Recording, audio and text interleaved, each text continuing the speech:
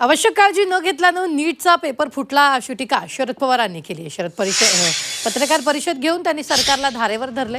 तर पेपर फुटीमुळे यंत्रणा किती खराब आहे हे यावरून दिसतंय. हजारो विद्यार्थ्यांचं भवितव्य टांगणीला लागले असं सुद्धा पवारांनी म्हटलेलं आहे. आणखी गेले असताना आवश्यक ती काळजी घेतली नाही हे आता स्पष्ट झाले. आज हजारो मुलं आज देशामध्ये जे परीक्षेला बसतं आणि त्यांचं व्यक्तिगत भवितव्य या परीक्षेला होतं.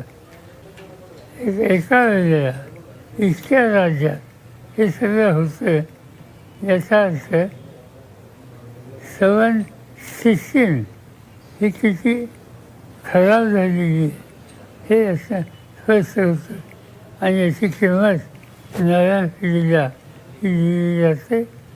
आज सवन ही मुलं अतिशय अस्वस्थ आहेत.